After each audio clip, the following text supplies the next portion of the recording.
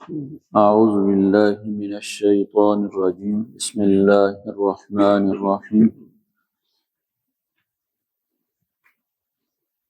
قال له صاحبه وهو يحاوره أكفرت بالذي خلقك من تراب ثم من نطفة ثم سواك رجلا قال له صاحبه اسے اس کے دوست نے ساتھی نے کہا وَهُوَ يُحَاوِرُهُ اور وہ اس سے بات چیت کر رہا تھا أَكَفَرْتَ بِالَّذِي خَلَقَكَ مِن تُرَابٍ کیا آپ نے اس ذات کا انکار کیا ہے، کفر کیا ہے جس نے آپ کو مٹی سے پیدا کیا، ثم من نطفة پھر ایک بوند سے، ایک قطرے سے، ثم سواک رجلا اور پھر آپ کو اس نے بالکل برابر کیا ہے ایک انسان کی شکل میں، ایک شخص کی شکل میں۔ قال له صاحبہ سے یہاں سے دوسرے ساتھی کی گفتگو کا آغاز ہوتا ہے، اور وَاضْرِبْ لَهُم مَثَلَ الرَّجُلَيْنِ یہاں سے اس کا آغاز ہوا تھا کہ اے نبی اکرم صلی اللہ علیہ وسلم آپ ان مشرکین مکہ کے سامنے دو افراد کی مثال بیان کریں، جن میں سے ایک کو ہم نے انگوروں کے 2 باغات دیے تھے اور اس باغ کے چاروں طرف کھجور کے درخت تھے، درمیان میں اس کی کھیتی تھی، لہلہاتے ہوئے کھیت تھے، اور خوب پھل تھا اس کا، اور کسی قسم کی کوئی کمی نہیں ہوتی تھی، درمیان میں نہر جاری تھی۔ لیکن اس مال و دولت کی فراوانی نے اس کے ذہن کو اور اس کے دماغ کو بگاڑ دیا۔ ہر طرح کا مال و دولت بھی اللہ تعالیٰ نے اس کو دیا، تو کہنے لگا کہ دوسرے اپنے ساتھی سے بات بات میں کہنے لگا کہ میں تم سے مال و دولت کے لحاظ سے بھی زیادہ ہوں، میرے نوکر چاکر حمایتی بھی زیادہ ہیں۔ اور جب اپنے باغ میں داخل ہوا تو تکبر اور غرور سے کہنے لگا کہ یہ کبھی ختم نہیں ہوگا، ما اظن ان تبید هذه ابدا، کبھی یہ ختم نہیں ہوگا، اور نہ ہی میرا یہ خیال ہے کہ کبھی قیامت ہوگی۔ قیامت کی باتیں بھی ایسی قصے کہانیاں ہیں، اور یہ میرے باغات اور یہ نعمتیں بھی ان پہ کبھی زوال نہیں آئے گا، اور بالفرض مجھے اگر رب کے سامنے لوٹنا پڑ ہی گیا، پہلے تو قیامت ہے ہی نہیں، اگر وہاں پہ کوئی جواب قیامت کے دن کوئی ایسی بات ہو گئی تو اس دنیا میں جتنی نعمتیں میرے پاس ہیں اس سے زیادہ آخرت میں مجھے مل جائیں گی۔ جس نے مجھے یہاں نوازا ہے وہاں بھی مجھے نواز دے گا، میری مقبولیت کی یہ دلیل ہے۔ اب یہاں دوسرا ساتھی جو ہے اس کو جواب دیتا ہے، اور اس کی اس جواب دونوں کی ذہنیت کا اندازہ لگا سکتے ہیں کہ ایمان کے نتیجے میں کس طرح کی ذہنیت پیدا ہوتی ہے، اور انکار آخرت کے نتیجے میں، شرک کے نتیجے میں کس طرح کی ذہنیت پیدا ہوتی ہے، اور کس طرح کا انسان کے اندر بگاڑ پیدا ہوتا ہے، اور انسان ہدایت سے کس طرح محروم ہو جاتا ہے۔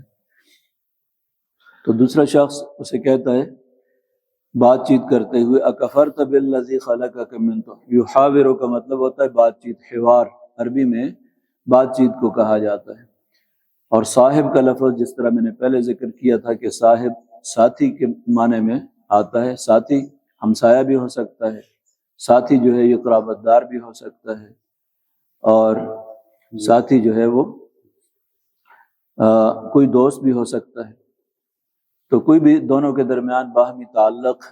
ہو سکتا ہے، کسی نوعیت کا، ان تینوں میں سے کوئی ایک نوعیت کا، کسی نوعیت کا تعلق بھی ہو سکتا ہے، اور جس طرح دوست آپس میں، قرابت دار، ہمسائے آپس میں کبھی بات چیت کرتے ہیں تو بات چیت کے اندر یہ ساری چیزیں سامنے آتی ہیں۔ تو اسے کہا کہ غفرت بالذی خلقک من تراب، کہ سب سے بڑی جو اس کی ذہنی بیماری تھی اور گمراہی کا سبب تھا، سب سے پہلے اسے دور کرنے کی کوشش کی کہ کیا تم اس ذات کا، ہستی کا انکار کرتے ہو جس نے تمہیں مٹی سے پیدا کیا ہے، ثم من نطفۃ، پھر نطفے سے، یعنی اپنے وجود پر ہی غور کرو تو تمہارا وجود ہی اللہ تبارک و تعالیٰ کی ذات کا رہین منت ہے، اور اس کی عظیم نعمت ہے کہ تمہیں وجود بخشا ہے، اور صرف وجود ہی نہیں بخشا، پھر ہر طرح سے سواک تسویہ، کہ ہر طرح سے تیرے جسم کے اعضاء کو ذرا دے، کتنا معتدل شکل کے اندر، متناسب شکل میں ہر چیز کو جو ہے وہ بنایا ہے، اپنے آنکھوں پہ، ناک پہ، چہرے پہ، جسم کے ایک ایک عضو پہ غور کرو، کتنا خوبصورت انداز کے اندر اللہ تبارک و تعالیٰ نے، اور جس قدر جسم پر وہ چیز، وہ عضو خوبصورت لگتا ہے، اللہ تبارک و تعالیٰ نے اس قدر ہی اس کو بنایا ہے، اس کے اندر کوئی چیز بدی اور بری نہیں لگتی۔ سوا کا تسویہ، برابر کرنا کسی چیز کو، تو برابری ہر چیز کی اسی وقت ہوتی ہے کہ کوئی چیز اعتدال سے گزری ہوئی بھی نہ ہو، اعتدال کے مطابق ہو، ہر چیز متناسب شکل کے اندر ہو۔ تو یہ دونوں ہی چیزیں اللہ تبارک و تعالیٰ نے آپ کو عطا فرمائی ہیں، کتنا خوبصورت وجود اللہ تعالیٰ نے آپ کو بخشا ہے۔ لیکن پیدا کس سے ہوا ہے؟ من تراب، آدم علیہ السلام سے تو بالواسطہ تمام لوگ جو ہیں مٹی سے پیدا ہوئے ہیں، اور بلا واسطہ جو ہے ہر آدمی جو ہے وہ نطفے سے پیدا ہوتا ہے، تو دونوں تخلیق کے دونوں مادے ہیں۔ لیکن هو اللہ ربی، لیکن هو اللہ ربی، وہ ذات جو اللہ تبارک و تعالیٰ کی ذات ہے، وہ میری رب ہے، میرا پالنے والا تو وہ ہے، میرا مالک تو وہ ہے۔ تو رب کا لفظ مالک حقیقی، میرا مالک حقیقی بھی ہوئی ہے کہ اسی نے مجھے وجود بھی بخشا ہے، صرف وجود ہی نہیں بخشا بلکہ میری پرورش کے اور میرے اوپر جو نعمتیں وہ کر رہا ہے، اور دنیا کے اندر جو بخشش ہے اس کی، وہ ساری کی ساری اسی کا فیض ہے۔ ولا اشرک بربی احد، اور میں تو اپنے رب کے ساتھ کسی ایک کو شریک نہیں ٹھہراتا، اس کے احسانات میں، اس کے انعامات کے اندر، اس کی کارسازی کے اندر کسی کو بھی شریک نہیں ٹھہراتا۔ اس کے علاوہ نہ کوئی کارساز ہے، نہ کوئی جو ہے وہ دینے والا ہے، اور نہ کوئی مالک ہے، تو میں تو اس کے ساتھ کسی کو شریک نہیں ٹھہراتا۔ تو دوسرا شخص مشرک ہے، کیونکہ اس نے خود اپنے شرک کا اعتراف کیا اگلی آیت کے اندر، جس کے اندر اس نے کہا یا لیتنی لم اشرک بربی احد، جب آفت آئی اس کے اوپر اور باغ جل کر خاک ہو گیا تو کہنے لگا کاش کہ میں اللہ کے ساتھ کسی کو شریک نہ ٹھہراتا، اور یہ نہ سمجھتا کہ باقی سہارے جو ہیں یہ بھی کچھ کر سکتے ہیں، یہ بھی اللہ کے مقابلے میں کسی طوفان کو، کسی مصیبت کو دور کر سکتے ہیں۔ تو آج اگر میرا یہ غلط عقیدہ نہ ہوتا تو یہ سب میرے اوپر یہ عذاب نہ آتا، یہ تو میرے کچھ کام نہیں آئے جن کو میں بڑا اپنا سہارا سمجھتا تھا کہ یہ میری کشتی کو جو ہے پار کریں گے، کچھ کام نہیں آئے میرے تو اس نے یہاں پر کہا کہ لا اشرک بربی احد، میں تو اپنے رب کے ساتھ کسی کو شریک نہیں ٹھہراتا۔ تو موحد تھا، یہ اللہ تبارک و تعالیٰ کو اپنا خالق اور مالک سمجھتا تھا، مربی سمجھتا تھا، اس کے احسانات کا اعتراف کرتا ہے۔ ولولا اذ دخلت جنتک قلت ما شاء اللہ، ایسا کیوں نہیں ہوا کہ جب آپ اپنے باغ میں داخل ہو رہے تھے، قلت تو آپ کہہ دیتے ما شاء اللہ لا قوت الا باللہ، یہ الفاظ کہہ دیتے۔ ان الفاظ کے اندر بڑی طاقت ہے کہ جب انسان کوئی پسندیدہ چیز دیکھے، نبی اکرم صلی اللہ علیہ وسلم نے فرمایا کہ یہ الفاظ کہہ دے ما شاء اللہ، کہ ہوتا وہی ہے جو اللہ چاہتا ہے، اور اللہ تبارک و تعالیٰ کی قوت، اس کی توفیق، اس کی تائید کے بغیر کچھ بھی نہیں ہو سکتا۔ ان الفاظ کا مفہوم یہ ہے، لا قوت، کسی کے اندر کوئی طاقت بھی نہیں ہے کچھ کرنے کی، نہ بچانے کی طاقت ہے، نہ نیکی کرنے کی طاقت ہے، نہ حفاظت کی طاقت ہے، الا باللہ، صرف اور صرف اللہ تبارک و تعالیٰ کی توفیق سے انسان نیکی کر سکتا ہے، اللہ تعالیٰ کی تائید اور نصرت سے ہی انسان بچ سکتا ہے، مصیبتوں سے بھی، اور ہر نقصان سے محفوظ رہ سکتا ہے۔ تو نبی اکرم صلی اللہ علیہ وسلم کی ایک حدیث ہے کہ جب کوئی آدمی کسی پسندیدہ چیز کو دیکھے، جو چیز جہاں اس کی نظر جم جاتی ہے، بعض اوقات کوئی چیز پسند آ جاتی ہے اور وہاں اس کی نظر جم جاتی ہے، تو اس میں نظر بد کا اندیشہ ہوتا ہے، نظر لگنے کا اندیشہ ہوتا ہے، تو ایسے موقع پر یہ الفاظ کہہ دیں، ماشاء اللہ، لا قوت الا باللہ، تو وہ چیز نقصان سے محفوظ ہو جاتی ہے۔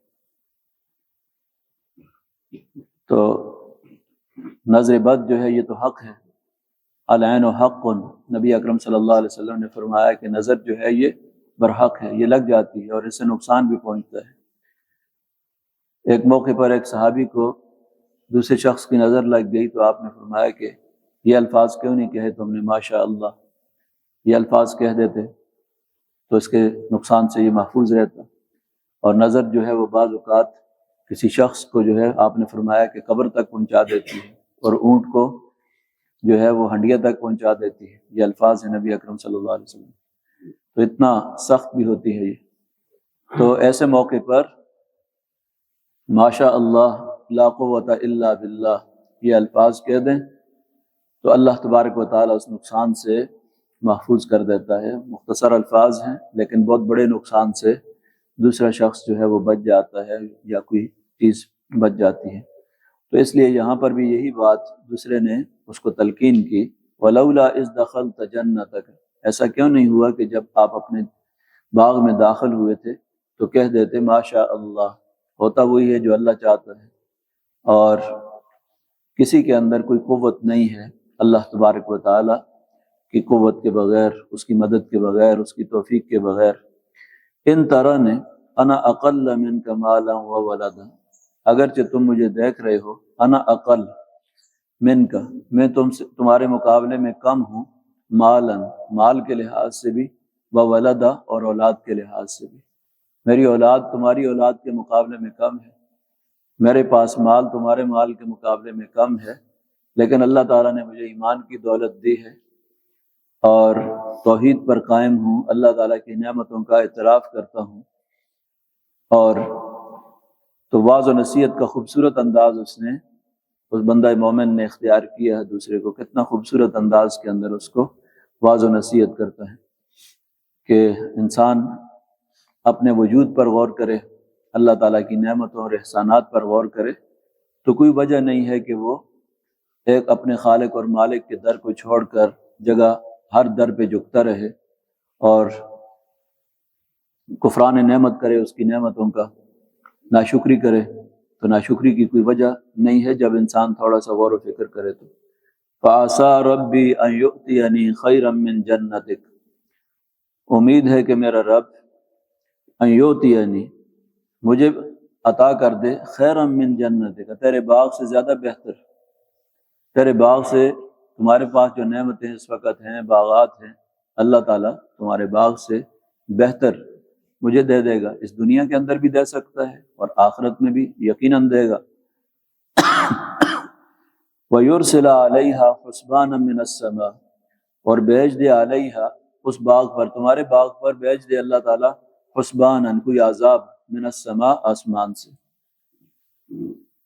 کہ جس طرح کی تم باتیں کرتے ہو اس بات کا تو مجھے اندیشہ لگ رہا ہے اور قریب بات لگ رہی ہے کہ کہیں اللہ کی طرف سے تمہارے اوپر اس دنیا کے اندر ہی عذاب نہ آ جائے، تمہارے یہ باغات اور جن پر تم اتراتے ہو، فخر کرتے ہو، تکبر اور غرور کرتے ہو، یہ سب کچھ جل کے راکھ ہی نہ ہو جائیں۔ حسباناً، حسبان عام عذاب کو بھی کہا جاتا ہے، یہ جو اولے پڑتے ہیں آسمان سے، یہ بھی عذاب کی شکل اختیار کر لیتے ہیں، اس کو بھی حسبان کہا جاتا ہے۔ اور کبھی جلا دینے والی جو آگ ہوتی ہے اس کو بھی حسبان کہا جاتا ہے۔ تو ان تمام مفہوم کے اندر حسبان کا لفظ استعمال ہوتا ہے۔ اور من السماء اس لیے کہا کہ قدرتی آفات اس کا بظاہر کوئی سبب نہیں ہوتا، اچانک کڑک ہوئی اور اس کے بعد جو ہے اولے برسنا شروع ہو گئے، آندھی چلی اور سب کچھ جو ہے اڑا کے اس نے تباہ و برباد کر دیا، تو فتصبح صعیدا زلقا، تو یہ صعیدا زلقا، تو یہ چٹیل میدان بن جائے گا۔ پھر تو اگر اللہ کی طرف سے تمہارے باغ کے اوپر عذاب آ گیا تو یہ جو تجھے لہلہاتے ہوئے خوبصورت دلکش مناظر نظر آتے ہیں تو ایک ہی لمحے کی دیر ہے، لمحہ بھر کے اندر یہ ایک چٹیل میدان بن سکتا ہے۔ تو اللہ تعالیٰ اس کو ایک چٹیل میدان بنا دے گا عذاب دا اس کے اوپر لا کر۔ جو دینے پہ قادر ہے وہ لینے پر بھی قادر ہے، جس نے یہ نعمتیں دی ہیں وہ چھیننے پر بھی قدرت رکھتا ہے۔ اس کے لیے تو کوئی مشکل نہیں ہے، ایک لمحے کی بات ہے، عذاب آئے گا اور تمہاری یہ سارا تکبر اور غرور جو ہے وہ ختم ہو جائے گا۔ فتصبح صعیدا زلقا، تو وہ سعید کہتے ہیں زمین، ہموار زمین کو، زلقا چٹیل جس کے اندر کوئی چیز اگتی نہ ہو، بنجر زمین، اس کو بالکل بنجر زمین بنا کے رکھ دے گا۔ او یصبح ماؤها غورا، اور دوسری عذاب کی شکل کیا ہے؟ او یصبح ماؤها، یا بنا دے وہ اس کے پانی کو غورا، زمین کے نیچے، غور کہتے ہیں زمین کے نیچے پانی کا اتر جانا، تو یا اس کے پانی کو زمین کے نیچے لے جائے۔ کہتے ہیں پانی جب قلت ہوتی ہے یا پانی ختم ہو جاتا ہے، کہتے ہیں زیر زمین پانی کی سطح جو ہے وہ نیچے چلی گئی ہے اور پانی زمین کی سطح سے نیچے چلا گیا ہے۔ تو جیسے پانی نیچے چلا جائے انسان کی رسائی ممکن نہیں ہوتی ہے، جتنا پانی بھی ہو زمین کے نیچے لیکن انسان کی رسائی نہیں ہوتی۔ فلن تستطیع له طلبا، پھر آپ اس کو کبھی تلاش نہیں کر سکیں گے، جتنا آپ گہرے بور کرتے رہیں پھر پانی نہیں ملے گا آپ کو۔ اگر اللہ تعالیٰ پانی کو نیچے لے جائے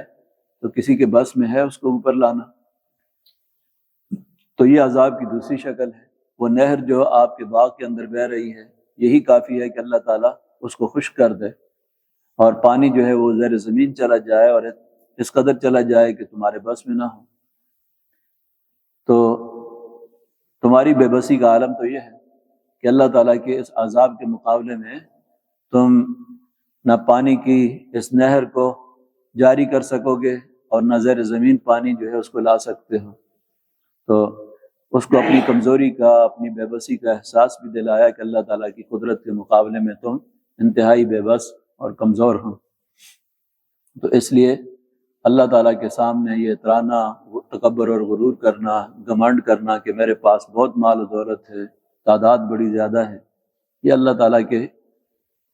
عذاب کی شکل میں ایک لمحے کی دیر ہے، اس لیے یہ اترانے کی چیز نہیں ہے، اور اللہ تعالیٰ کی طرف دوبارہ رجوع کرو۔ دعا اللہ تبارک و تعالیٰ ہمیں بھی قرآن مجید کو صحیح سمجھنے کی اور اس پر عمل کی توفیق عطا فرمائے۔